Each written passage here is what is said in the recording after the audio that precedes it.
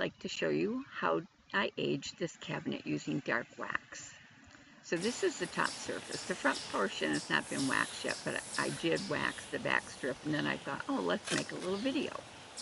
So I'm using a dark umber by Vintage Market and Design, and I've put about a tablespoon out onto a styrofoam tray here. Paper plates work. I'm using a chip brush that I cut the bristles off so it's nice and stiff. And then I just pick up a little bit of wax with my brush and use some muscle power here and really work it into the paint. So the paint on this little cabinet is a homemade chalk paint using Pixie Dust Paint Company product and Behr paint. And so I made my own chalk paint out of it. And so now I like to protect that, and so I like to use wax when I'm using the chalk paint.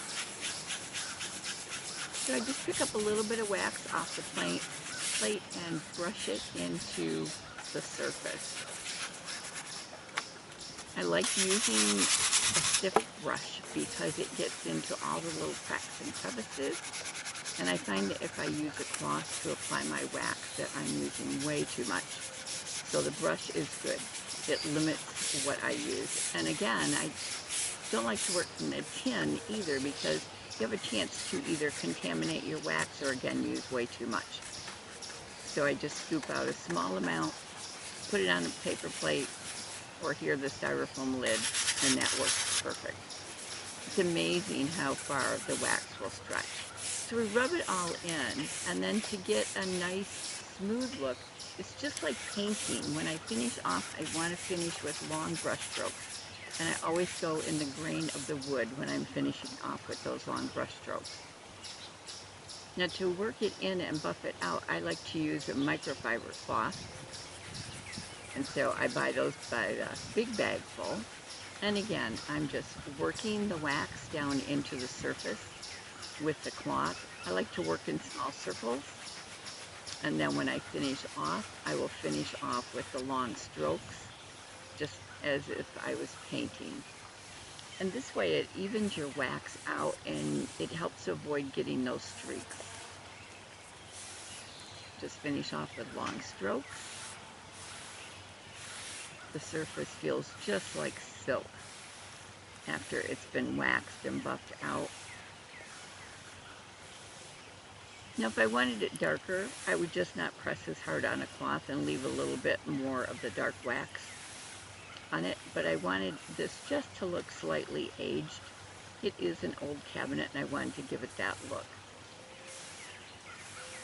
If I was using a regular latex paint, I would probably use a glaze, but I really like the wax feel on the chalk paint. And there we go. That's all buffed out. So that's the top. So let me show you how I do the sides for pieces where there's detail. You can see the side has panels here. And I'm using the same wax. I'm using Dark Umber by Vintage Market and Design. This is a nice, soft, creamy wax. And this can, I bet you I've had for 3 years. So it goes a long, long way if you use just the amount that you need when you're waxing furniture. So again, I'm just going to work the wax really well down into all the little seams, the cracks, the detail. I rub it in. I'm really putting some muscle power into this. The muscles in my arms have really improved since I started waxing furniture. So you want to push that into all the little cracks and crevices, because when you go and wipe the wax away, it's going to stay down into all those details. So I really want to make sure the details have the wax. This little cabinet is a light green color. So what I'm doing when I'm applying my wax is making sure that I don't see any green. My wax is down into all the little pinholes, the edges, the seams. You really want to push it down into all of that stuff. Now if I just wanted to protect this cabinet and not give it the aged look, I would just use a clear wax on this. But I like the distressed aged look, and so I opted to use the dark wax. actually, I scooped out maybe a slight amount over a tablespoon of wax, and I'll tell you, I've got the top done. I'm working on the side, and I'll probably still have some left. So it really goes a long ways when you apply it with a brush versus a cloth.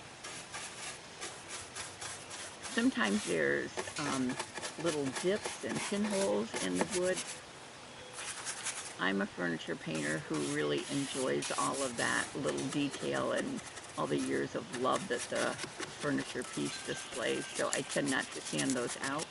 So again, I try and get my wax down into all those little divots,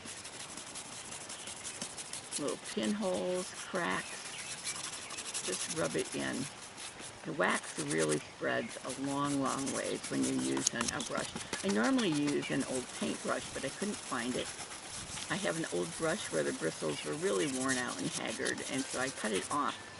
And it's nice and stiff and it's wide, so it really does good on the wax, but couldn't find it, so I had this chip brush, so I cut it off, and it's working pretty good. It just tends to lose bristles where the paintbrush stays on very well.